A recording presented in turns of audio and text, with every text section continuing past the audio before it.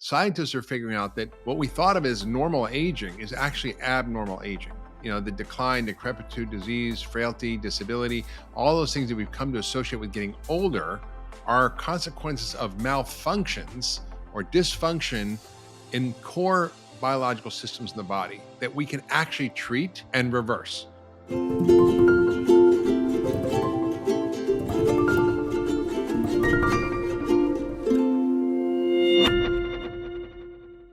Well, hey everyone, Dr. David Perlmutter here, and I'm very excited about our program today.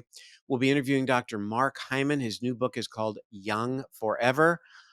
It is a masterpiece. It is really, I think, Mark's most incredible book to date.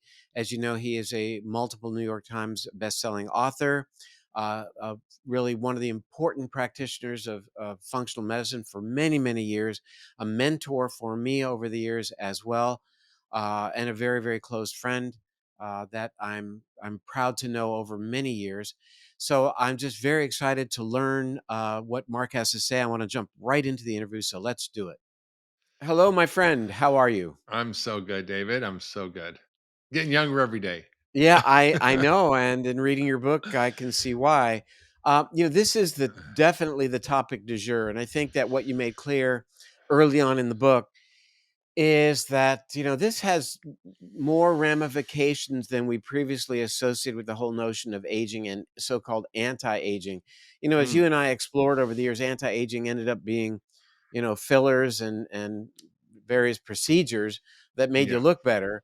But I yeah. think what you really do the deep dive into in the book, and I don't want to scare anybody off. In the intro I talked about that, yeah, there's a lot of deep science, but what you've crafted here is a way to allow us all to leverage that information for a better outcome. So let's jump right in. Major thesis right off the bat is the notion of aging looked upon as a disease, kind of a bit of a Yeah. revolutionary concept. Can you unpack that for us?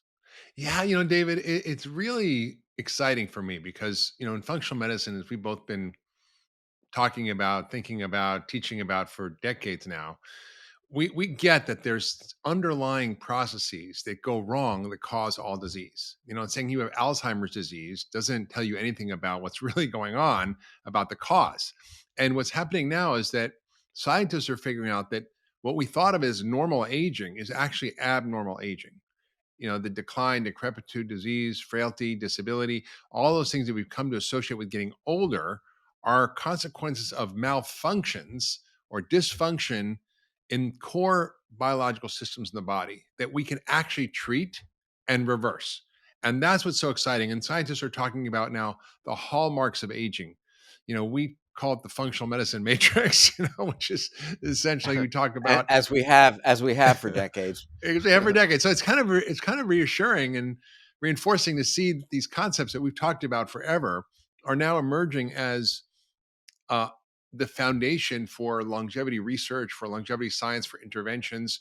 Understanding that there are these 10 hallmarks of aging, which include things like mitochondrial dysfunction, which you've taught me so much about, inflammation, again, which you've taught so much about over the years, and I've learned so much from you about microbiome challenges, problems with our uh, epigenetics, our proteins that malfunction, telomeres, all these fundamental things that tend to go wrong, our regulation of nutrients and insulin and glucose, and how we regulate protein activation through these various nutrient sensing pathways. These are things that all tend to go awry as we get older and that manifest as disability, disease, decline in function, even without a disease. But that is totally reversible and totally treatable. And that's what's so exciting that we address these hallmarks of aging. We might not be able to get just 5 to 7 years of life extension, which we can, for example, if we eliminated all heart disease and cancer from the face of the planet, the number one and two killers, if we got rid of them completely, we'd see a 5 to 7 year life extension, which is not very much. If we address the hallmarks of aging, we might see a 30 or 40-year life extension. And for most people, that means living to be 120. Well, let me take a side road here and then we'll come back because there's this notion of escape velocity.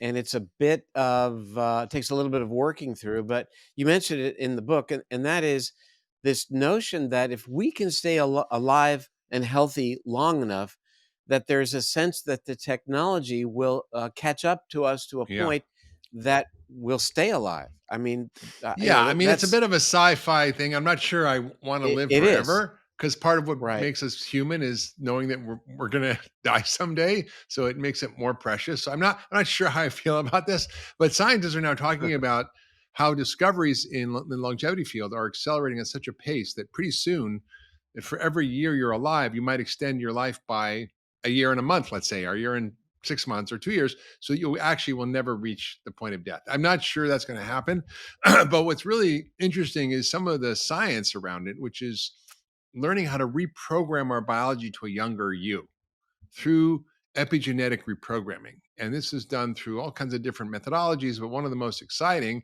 in animal models, I should warn, is the Yamanaka factors, which are these transcription factors discovered by Yamanaka, was a Japanese scientist. He won the Nobel Prize for it.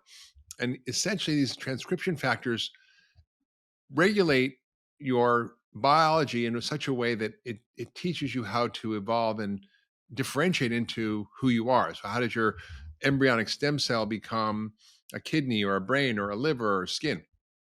There's a whole program you have for doing that. And at some point, it stops so that you don't differentiate, because you would just keep growing more things. You don't want to do that. But the way that this Yamanaka factor framework works is if you actually can insert these transcription factors into a human, and they've done this in animals, potentially you could turn them on and off at different ways that literally will reprogram your stem cells to a younger you. So let's say you're 50 and you've got gray hair and your joints are hurting and your erections are not as good and you're, losing muscle mass. Well, you could turn on a switch externally that would activate these transcription factors, reprogram you to back to 25 years old. Now that's really kind of exciting, but it's also not quite ready for prime time. They've done it in animals, and they've restored, for example, mice who are blind to be able to see again, which is pretty remarkable. But I wouldn't say this is on the horizon for us anytime soon. 10, 15 years, who knows? But it's not what I'm thinking about. I'm thinking about how do I add more life to my years now and feel more vital and healthy and functional. Well, you mentioned these so-called hallmarks of aging, and I think we can unpack each of those, giving our viewers tools that can actually target each and every one of those. But for what you just discussed, I would ask our viewers, if you want to learn more about that information, go back to the interview I recently did, the second interview with Dr. David Sinclair, and learn about that, because this Mm, is game changing, yeah, potentially game changing, as it relates ultimately to humans. And as you say, it's a long way from that, but, that he was able to restore vision in rodents that have had their optic nerves crushed. What does that yeah, say to us about people who are paralyzed or people who have a progressive degenerative condition like ALS or even Alzheimer's, yeah, that we can yeah, revert cells back to an earlier state and a more youthful functionality? But let's talk about, let's get to what our viewers can do right now and go through those hallmarks of aging, beginning with, take your, let's say, DNA damage. Let's talk about how we can activate certain pathways that actually facilitate the repair of our life yeah. code, of our DNA. Yeah, absolutely, David. I just want to just before I sort of dive into the minutia, that I sort of want to like talk at a higher level how so many of the things that we've talked about in functional medicine for years, the fundamental lifestyle factors, how we eat, how we move our bodies, how we manage stress, sleep, are so fundamental to regulating all these hallmarks of aging. And so you don't need fancy things like stem cells or Yamanaka factors or super expensive supplements or anything other than most of the things that we already do, but just doing them differently. And then it's a very hopeful message, because we actually have, if we know how to apply it, the science of how to activate I call them the longevity switches in our body that will literally reprogram us to a younger biological age. So I'm 63 now. Can you believe that? I was like 30 something when I met you, David. and Were and we in our 30s? Or I was in I my 40s, know, probably. right? You're a little older than me, but not that much. And then I literally am 63 chronologically, but I'm biologically 43, meaning on a cellular level, based on my DNA epigenetic tags, my epigenetic programming, I'm 43. Now that's possible at any age to go backwards. And so the way you do it is by influencing these factors, these these ten hallmarks of aging. So you mentioned DNA repair. Well, that's one of the things that happens to all of us. We have little hits to our DNA, maybe 100,000 hits a day, and we have a repair system. And this is really the fundamental thesis of my book, Young Forever, which is that we have built in an innate, powerful regenerative repair, renewal, and rebuilding system. We just have to learn how to activate it. The good news is it's not that hard. The bad news is pretty much everything we do in our lives today, what we eat, how we don't move, stress, the lack of sleep, environmental toxins, these do everything to screw up these fundamental pathways. But if we actually learned how to actually activate them, we could reverse this. So DNA changes happen because we have all these insults of bad diet and stress and toxins and so forth. And so we have to repair them. So we have our repair system, which is turned on by sirtuins. Now, some of you might have heard about sirtuins and red wine and resveratrol, and it was sort of an old story that was sort of interesting. Turned out not to pan out because you have to drink 1,500 bottles of red wine in order to get enough resveratrol, and you die in the process of liver failure. But the idea is that you actually can turn on sirtuins, which activate a DNA repair army to go out throughout your body and find the little nicks and damages to your DNA and repair them. Because we replicate our DNA 4 quadrillion times, I think, throughout our lifetime. It's an insane amount of times that it happens. But the good news is we actually have a fixing system. So how do you do that? Well, there's a lot of ways, right? Fasting, um, cutting out sugar and starch, exercise, and one of the interesting compounds that can activate sirtuins is NAD or NAD plus, which is a compound that's made by our bodies from niacin from vitamin B3, but actually is involved in energy production. But it also stimulates the sirtuin pathways, which then send out this army of DNA repair. So, for example, a lot of people might think, "Oh, well, I'm going to take NAD." Well, you can't actually take it unless you inject it subcutaneously or take it intravenously, but you can take it as NMN or NR, and which is a sort of derivatives that are precursors to NAD, and then you can actually activate these pathways. So David Sinclair has done a lot of work around this. I think we still are learning more about it and how it works, and people have some concerns about it and cancer risk and this and that. But I think they're kind of overplayed.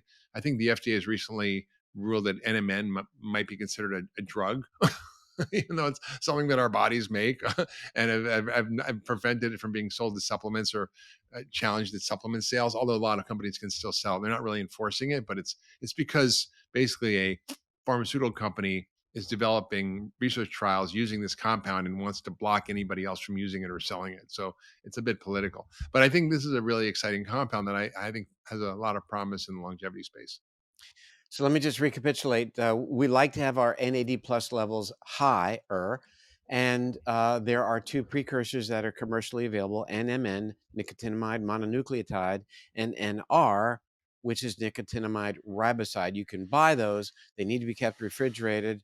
And in terms of efficacy, I think the jury is still out. There is some discussion that metastatic disease might be increased in conjunction with taking these supplements, so something we're keeping our eye on. But I think that you delineated the pathway for DNA repair, which is very, very important, and that we can threaten the functionality of that pathway by becoming more sedentary, not exercising, Yeah, eating the wrong foods. And, it's the same kind of menu that we've talked about for an awful long time.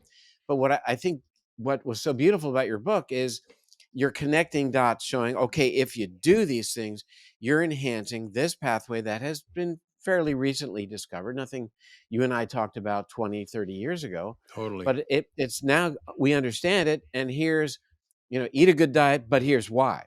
And now we have Exactly. that framework for understanding. Let's move on. Another thing you talk about that I think you put in the context of the main differentiation between somebody who's three and running around all the time, somebody who's 80 and more sedentary, was mitochondrial function and how important mitochondrial function is to maintaining vitality. Yeah, well, wasn't between a 3-year-old and a 9-year-old. The 3-year-old's running around like a chicken with his head cut off, and a 9-year-old sort of moving super slow, and that's because of the function and the health and the number of their mitochondria. And I think, David, you've forever taught me about the mitochondria and how to treat it and how to optimize its function. The mitochondria are energy factories, and when they go bad, we lose steam, we lose energy, and it's totally fixable through doing certain things that optimize our mitochondrial function, which is cutting down on starch and sugar, eliminating, eating the good Who knew? fats. Right. What was that? Grain Brain? Who wrote that quack book? I don't know. But anyway, that was a seminal book that kind of got so many people to wake up to the idea that it was really a problem. So we have to keep our ATP, our energy up, and we do it by eating the right foods, which is fats, in fact, are really a great source of fuel for the mitochondria. Olive oil, avocados, nuts and seeds, MCT, a lot of these are really important for regulating our mitochondria. And we need to kind of avoid also things that are poisonous to mitochondria, environmental toxins as best we can, heavy metals through reducing the consumption through not eating all the big fish that we tend to consume. And then exercise is such a critical factor. If you want to know what is the reason that people stay functional and healthy for a long time, is because they have good functioning muscle and enough of it. And when you get older, you lose muscle and you lose function, you lose mitochondria. And so, how do you fix that? You do exercise, strength training, and interval training. So, this morning, for example, I did a very intensive workout, just 30 minutes, but using bands and body weight and intensive cardio, and I was able to sort of jack up the input to my mitochondria to make my body make more of them, to make them more efficient, and to help them work better. And then there's all kinds of other stuff you can do that I write about in the book. For example, like urolithin A, which is from pomegranate, basically a compound that is metabolized by your microbiome when you consume pomegranate. It turns into urolithin A, and then that is absorbed and activates your mitochondria to clean up old mitochondria, to build new mitochondria, to build muscle, increase your fitness level. It's really cool. Even without doing any exercise, you see an improvement in fitness simply by having this thing that fixes your mitochondria. Um, so mitophagy is really important as part of the cleanup process. It does that. And then there's all the mitochondrial supplements, David, that you and I used for years with our patients, from CoQ10 to PQQ to acetylcarnitine and acetylcysteine, um, and even other compounds like ribose and other really powerful things that can help the mitochondria work better and function better. And I use this in my patients with mitochondrial disease, which is pretty much all things that have with aging, whether it's heart failure or brain disorders like Parkinson's, and it's incredibly effective when you see it. You mentioned who have patients who have mitochondrial disease, and years ago in medical school, we learned about mitochondriopathies, or problems with the mitochondria, and there was a very short list of things like progressive external ophthalmoplegia and Kern-Serre syndrome, and a few others, and Yeah, that was really it. That's all we considered as related to mitochondria, and yet we now embrace the notion of an acquired mitochondriopathy. In other words, yeah, how over time we engage various lifestyle issues that threaten mitochondrial function and manifest as diseases. Things like Alzheimer's and Parkinson's, in my field, for example, are primarily predicated on bioenergetic failure of the yeah. mitochondria to be able to provide energy, in this case, to brain cells. And, so we've been deeply involved in targeting the mitochondria. And how interesting it is now that we recognize that mitochondria are so focal as it relates to our understanding of inflammation, and how Yeah, that was revealed to us in dealing with COVID-19 and yeah, in dealing with individuals with long COVID, that the yeah. mitochondria, their function is what helps regulate the immune system. And I think, you certainly made it very clear just now and in the book that take all the supplements you want, Mhm. but to me, it's buy a new pair of sneakers. It's really about the exercise.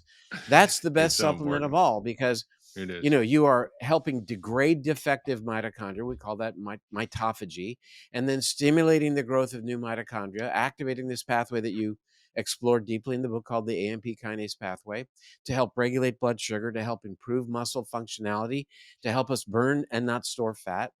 I Yep. mean, these are the keys to the kingdom, for crying It out loud. really What is. more do you want? It really is. That was Um, so interesting, Dave, when I started researching the book, and I was like, okay, exercise. We all know exercise is good, but like, how does it work? Right? How does it actually work? And yes, we know it makes you fitter and it builds more muscle and all that. But what really was shocking to me was the amount of science that showed how certain kinds of exercise will regulate these hallmarks and work through helping our epigenome, work through lengthening our telomeres, work through optimizing our mitochondria, helping our microbiome, reducing inflammation, helping fix our proteins, regulating these nutrient sensing pathways that are so key. And I think this is a meta Hallmark, the nutrient sensing pathways, which regulates sirtuins and AMPK and mTOR and insulin signaling, all of which are impacted through exercising, can be optimized. So literally that you have the keys to the kingdom in without really doing anything or having to pay any money, just move your body. It's quite amazing. And I'll say for people who are interested in this kind of stuff, as you are, and I am, over the years, we've known that exercise is good for you. Leave it at Mm, that. But we've always wanted to go deeper and try to connect the dots. Well, you say it's good for us, but why? right. And now you just talked about certain signaling pathways, including mTOR, AMP kinase, et cetera. Fancy names for people who are interested in this. But we have to recognize that the muscle tissue is an endocrine organ. Muscle Yeah. tissue is secreting chemicals that are going and throughout the body and influencing the functionality of other tissues. It's Muscle so tissue, when true. you exercise, secretes brain-derived neurotrophic factor, interleukin 6, which is the key regulator of AMP kinase. Who knew? Cathepsin B, for example. So muscle is influencing brain. We're now talking about the muscle-brain connection, Hmm. as if everything Is isn't it? connected to everything else. Muscle, when active, controls functionality, as you know, of the pancreas, the liver, thyroid, and bone and fat metabolism, Yeah. for that matter. So to look Yeah. upon muscle as an endocrine organ, and how can you enhance its functionality to create those chemicals that have a positive effect, for example, in the brain, Yeah.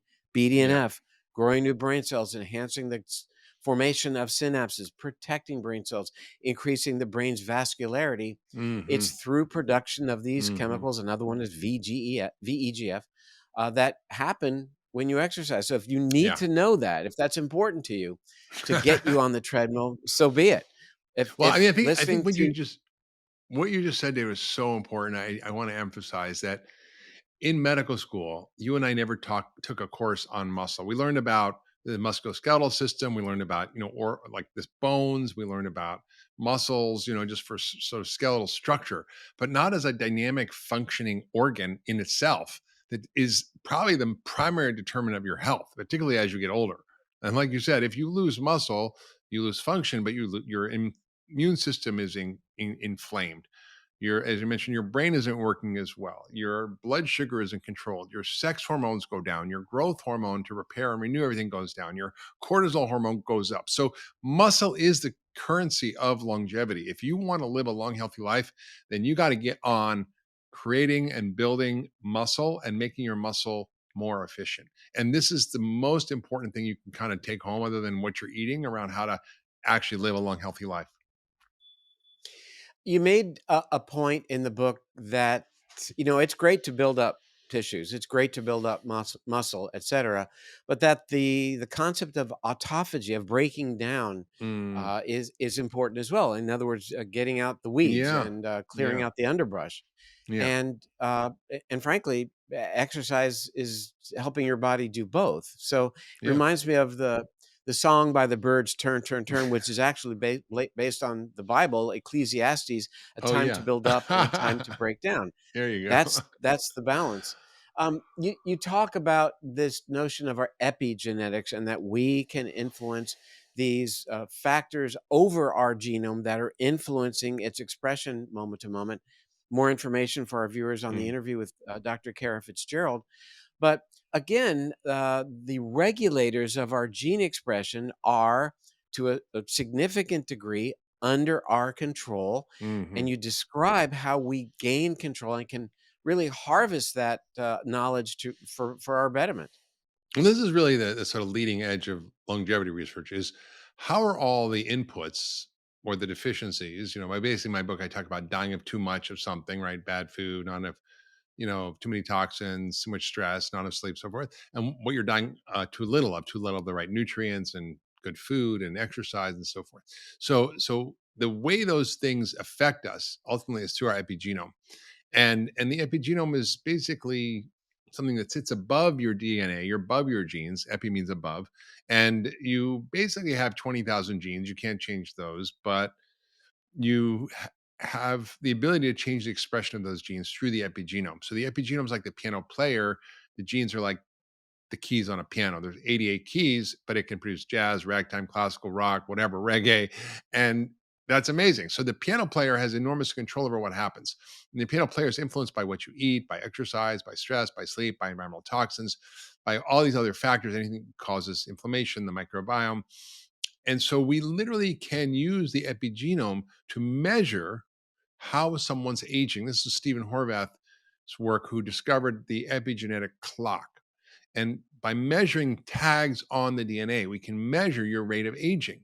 And it's a biomarker that we never had before to track any intervention and determine how it's impacting your biological age. So I'm 63 chronologically. I can't change that. I was born in 1959. It is what it is.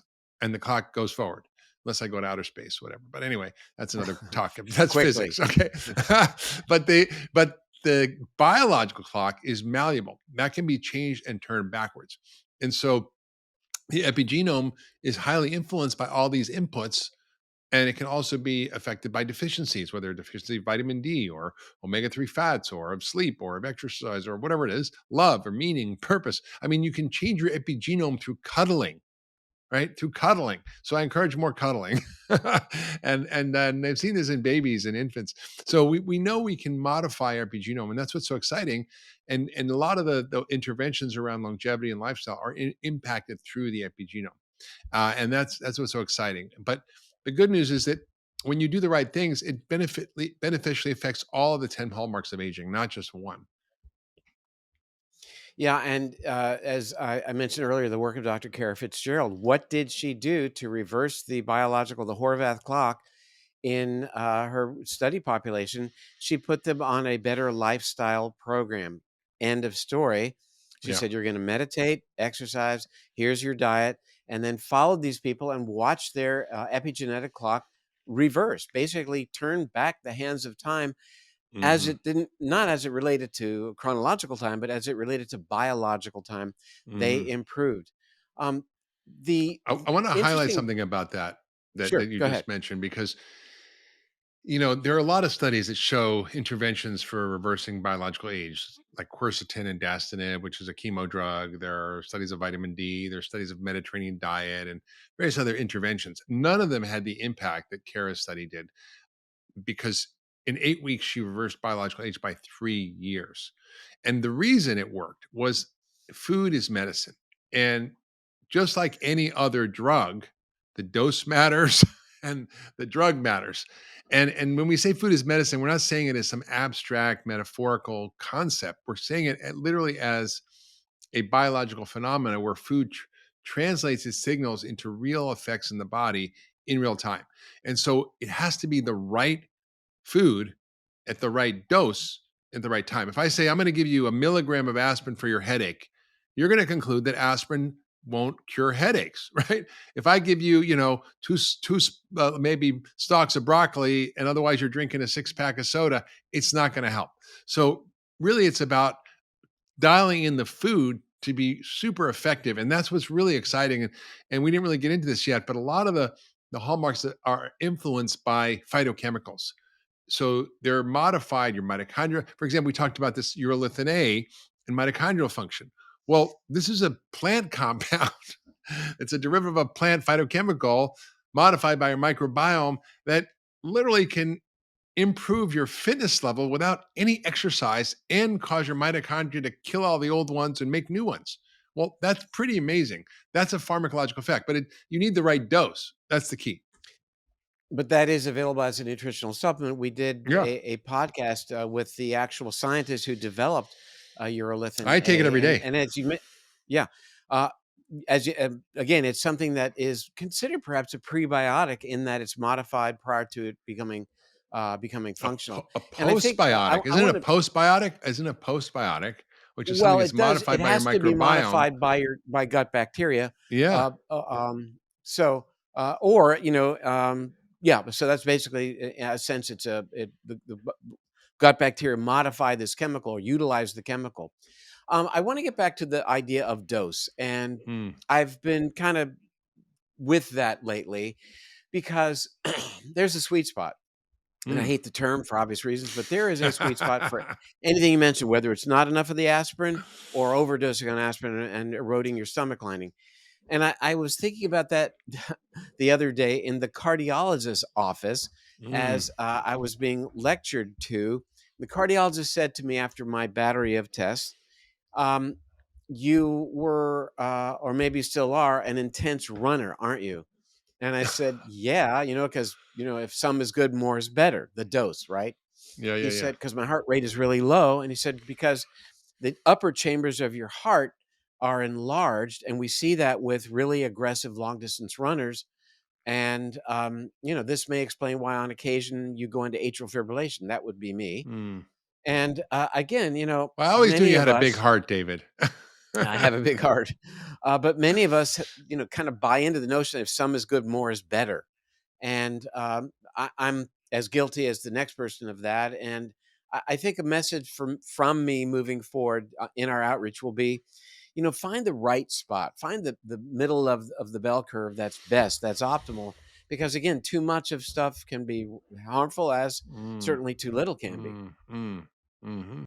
You talk about the book, the notion of the importance of personalizing the approach for people. Yeah, And why totally. is that important?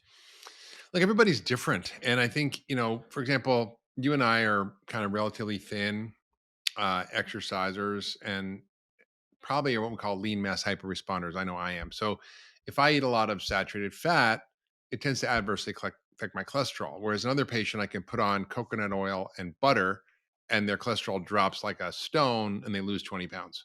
So we are all biologically, biochemically individual and different, and we need to see what works for us. So it's really important to find out what your own body likes and what it doesn't like. You can use, for example, a continuous glucose monitor, and that will tell you how different foods affect you, and they might be very different than how they affect somebody else.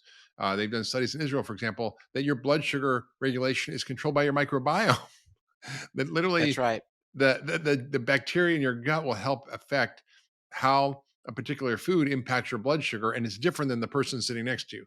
So we are just beginning to understand this field of personalized medicine, individualized medicine. But I do think through increased access to biosensors and trackers and various kinds of ways that we can quantify our own biology, we're going to be able to look much more carefully at our unique responses to various kinds of inputs and then determine what works or doesn't work. But the general principles are the same for everybody. Don't eat crap, eat real food, exercise, get enough sleep, and learn how to relax. Basically, that those are key. But then within that, it's dialing it up a little bit down depending on what's going on with you.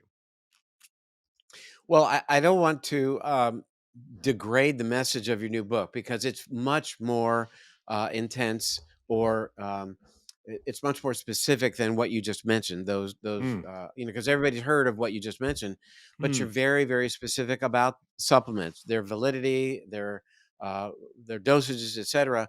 Um, I want to get back to the notion of aging as a disease, in the context of the idea that 80% of elderly individuals here in America have at least one chronic uh, disease, and are Yeah. suffering from at least one chronic disease. But the role of aging, I mean, we were talking about, well, you're going to live a long time, extend your lifespan, hopefully your health span. But the notion of aging as representing a major input in terms of why people have chronic diseases. Yeah. Yeah. I mean, I think inflammation is such a big driver, David. You've talked about this, I've talked about this forever. And I see it as sort of a final common pathway for a lot of different things. So in and of itself, it doesn't occur out of the blue. It's caused by something, right? It's caused by too much of something or not enough of something, right? It's caused by too much sugar and starch in your diet and not enough, for example, good fats, or too much sedentary lifestyle, not enough exercise, or too much stress and not enough relaxation. So it's really easy to begin to understand the biology of inflammation when you look at the causes of inflammation. I always joke as functional medicine doctors, we're inflammologists. It's sort of, that's our specialty, if you were That's to for say, because, sure. we're inflammologists because we basically look at the root causes of inflammation, and it depends on what's going on with that person. People, it might be their microbiome or food sensitivity or an infection like a tick infection, or it could be heavy metals, or it could be stress, or it could be sugar, it could be a lot of different things. Even though there's a final common insult of inflammation, there's a lot of ways to get there. And so it's really about personalizing the approach. And this is really what I talk about in Young Forever in the book, is how do you figure out what's going on with you? And I have very extensive quizzes that are questions that I ask my patients in my practice, we've done for 30 years in functional medicine, to sort out what's the cause. Is it your gut? Is it toxins? Is it your diet? Is it too much stress? What's going on that's actually causing the inflammation? It's not about taking aspirin or Advil or steroids or something that's shut off the inflammation. It's about figuring out why it's there in the first place. What's upstream? There's a discussion in your book. You were walking somewhere with David Sinclair from Harvard, and you asked him a question, and the answer was, "It's Sure. sugar." And you put that in Yeah. bold letters, I believe. Yeah. It And was Lenny I Guarte was reading this, who David worked with. Yeah. But yes, it was a Tibetan medicine conference on longevity at the Menla Center. Yep.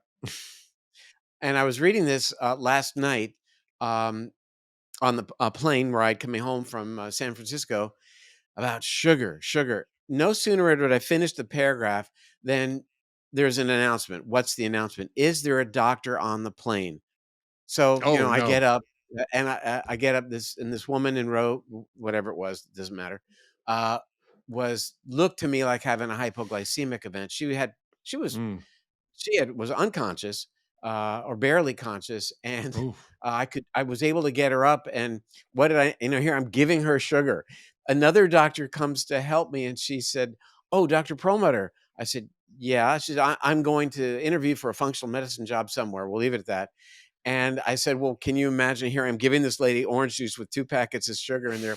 I said, "This isn't exactly from the playbook, but I guess there's a time and a place for everything. It's context, Totally. right?" But Totally. anyway, Totally. Totally. Yeah. but I enjoyed reading your book on the plane last night, and, Mm. I wanna end with how you started your book, and you started your book by asking for yourself, and for your reader to identify the why. Why do Why? you want Yeah. this?